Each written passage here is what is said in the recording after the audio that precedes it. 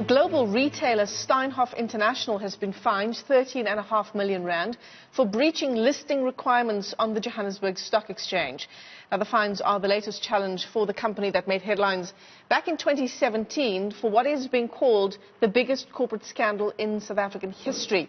The company overstated its profits from 2009 to 2017, resulting in 7 billion rands worth of accounting fraud, for which it is now being held accountable. Now, the JSE imposed a number of fines for these false and misleading financial reports. Investigations into the people behind the whole scam also ongoing. Let's unpack the story now with James Brent Styan. He's the author of the book Steinhoff, Inside South Africa's Biggest Corporate Crash, and he joins us now via our Skype line in Cape Town. Good morning, James. Thanks so much for coming on to the AM report so early.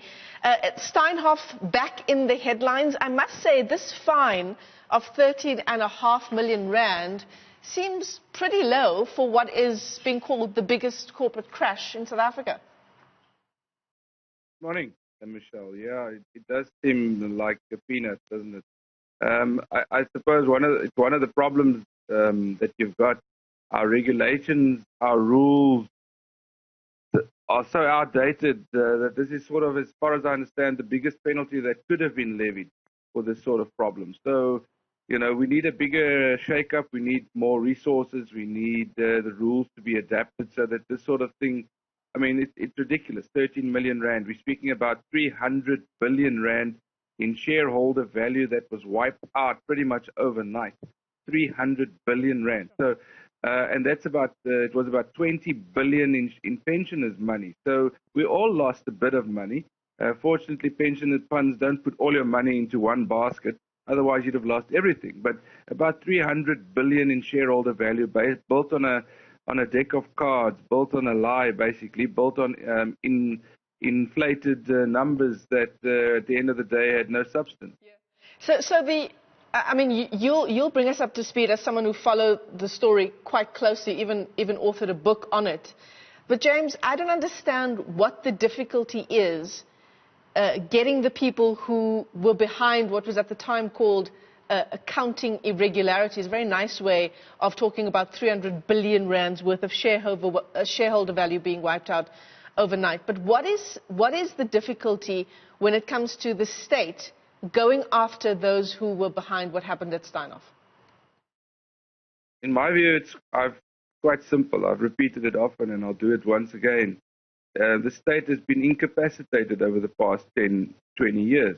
If you look at the entity meant to investigate something as massively complex as this, and it's a complex white-collar crime, a corporate crime that involves multiple jurisdictions, it involves complex tax laws, it involves financial structures, it involves loopholes and all sorts of tricks and things.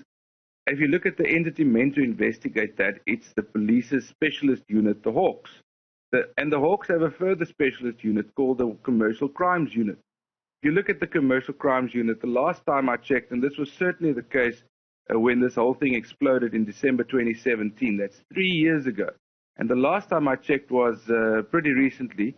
The Hawks still had not one single CA forensic tax accountant in their service. Now, how do you investigate complex crimes like this if you simply don't have the capacity? Not one, not a single CA or forensic tax accountant that in the employ of the Hawks. And that is the most specialized unit. You can't have, with all due respect, a normal cop on the beat investigating this. It's such a complex crime. You need specialist skills, you need forensic skills, you need computer skills, and the state simply doesn't have it. Then you look at the prosecuting authority. I mean, we've heard Shamila Batoy and others speak about the lack of capacity. I mean, how many high-level corporate prosecutors do you have who can understand the levels of complexity and intricacies involved here? Because if you take this case to court, Mr. Euster is going to appear with attorneys and advocates as long as his arm. He appeared in Parliament with 3 advocates and a lawyer. They didn't ask him one question the way his lawyers even had to speak up. So he's a sharp guy as well. But he's going to appear in court. He's going to run circles around you if you don't have people capable of prosecuting you to the full extent and capable of understanding and capable of laying out this case in a way that a judge can understand and make a decision. So those are some of the challenges. Yeah, and I mean, you talk about taking the case to court. It's like you don't need a lawyer. You need someone who is a lawyer and has the skills that you've just described that are lacking within the police. Absolutely. And they need to have a way of packing it out for judges to understand as well. I mean, and you've got to understand this isn't a one-man job. You can't have one person. You need a team of people because we speak of 20, 30 years worth of top JSE companies' finances covering, I think it was about 30 countries. I mean, it's a massive. One person won't do it. For example, the PwC investigation took 60 partners about 2 years to come up with the final report, which was 3,000 pages. They only released about 11 pages of an executive summary, but still, that gives you an idea of the extent of work that's needed to be done. So, in a sense, I do think the state should have done a lot more. I mean, the Hawks met with Steinhoff in February 2018. It's now 2 years, more than 2 years later. This whole smash happened December 2017. And till today, there's just been pretty much no accountability beyond this fine of 13 million rand, and several people resigning, allowing to resigning or going on retirement, and there's a lot of civil action going on, of course. But beyond that, the state has been absent. At the very least, they should tell us what they're busy with and where they are in this investigation. Yeah, I mean, fair to say 13 million, that's chump change in the world of Steinhoff. Talking about keeping us up to speed on the work that perhaps might be going on behind the scenes, do you reckon, I mean, we've seen so many high-profile arrests sort of in the past couple of weeks from the Hawks. Are there things going on in the background that we are not aware of related to Steinhoff? I just don't know. Yeah. I don't know. Yeah. But so, as I explained, it would be we are not, these people have the people that the police should be looking at have lots of finance and resources.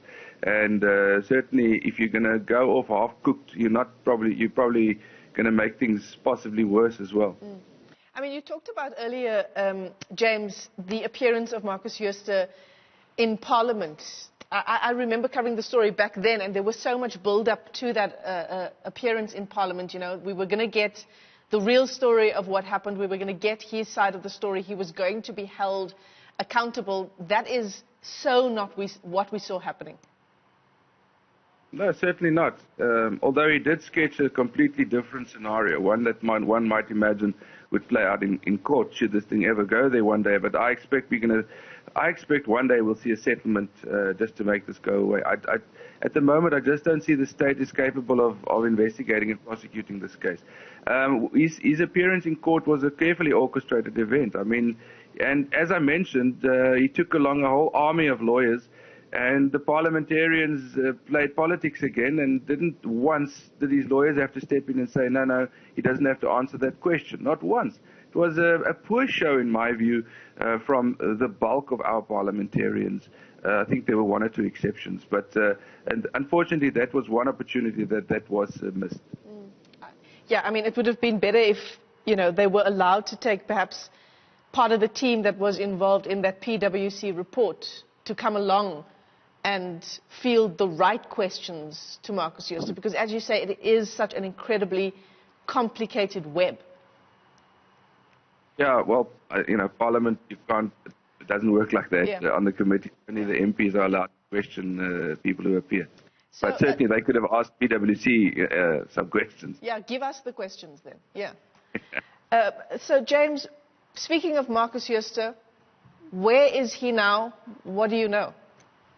Look, my understanding is he's always been where he's always been, which is in a little seaside town here in the Western Cape, living in a very big house and driving around in his Bentley, where he continues to be seen on the odd occasion. I mean, he's not swanning around in public, very public, but he's certainly not never appearing in public. Yeah.